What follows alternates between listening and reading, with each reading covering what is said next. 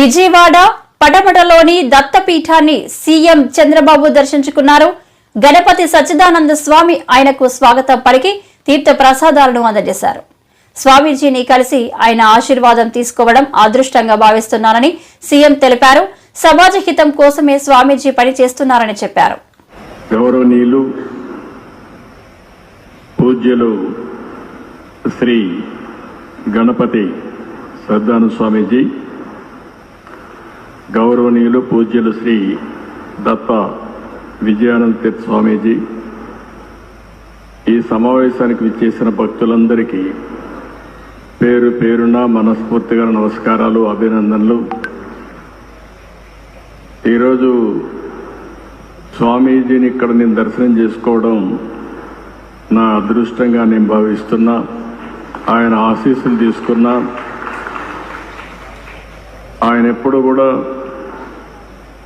ఒక మంచి మనసుతో ఆశీర్వదిస్తారు.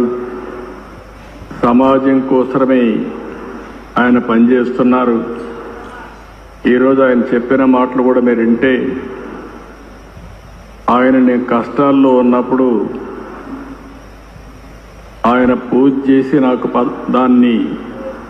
ఆ ఫలితాన్ని ఇప్పుడు నా చేతికిచ్చారు. అంటే ఒక మంచి కోసం ఏ విధంగా ఆలోచిస్తారో స్వామీజీ ఒక ఉదాహరణ అని చెప్పి నేను మీకు అందరికీ తెలియజేస్తున్నా. వారి జీవితంలో మీరు చూస్తే దత్త క్షేత్రాలు పెట్టి అక్కడ భక్తుల కోసం అనేక సందర్భాల్లో రావడం. ఒకసారి ఇక్కడే వారిని కలిశాను, హైదరాబాద్లో అనేక సార్లు కలిశాను.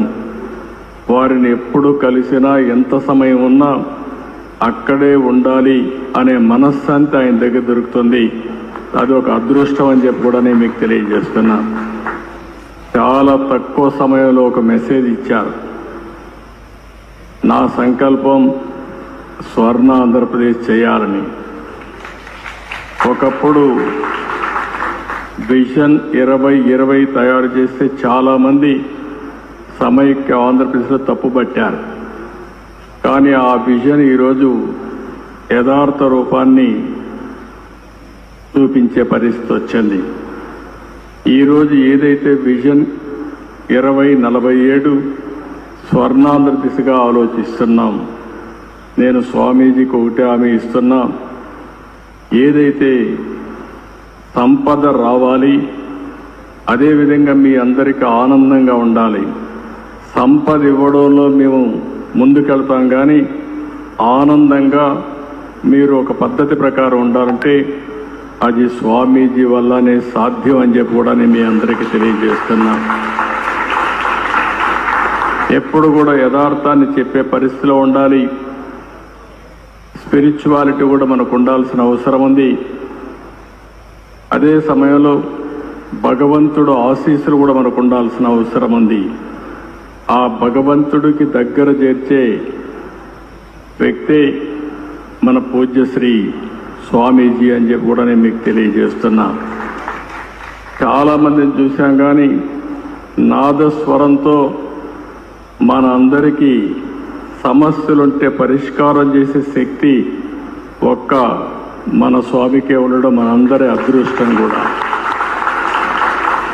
ఈరోజు మళ్ళీ నేను అన్ని క్షేత్రాలు తిరుగుతానని 53 రోజులు ఈ రాష్ట్రంలో ఉన్నారంటే వారు ఇక్కడ ఉన్నంత వరకు అన్నీ కూడా మనకు శుభమే జరుగుతుంది.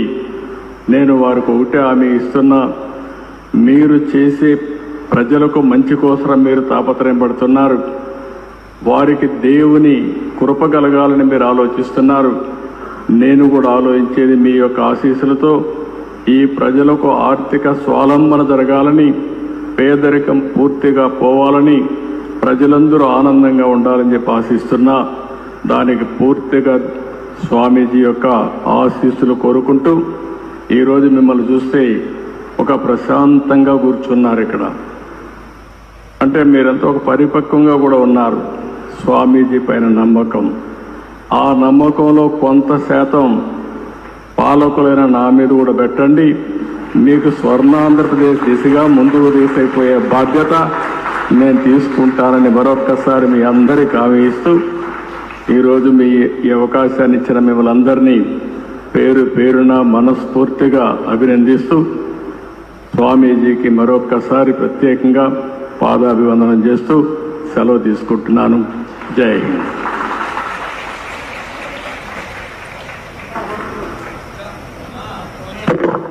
Thank you CM sir.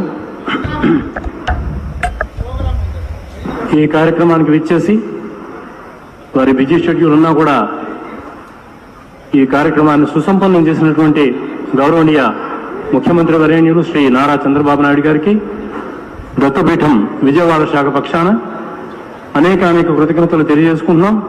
అట్లే honourable minister for endowments Shri Anam Ram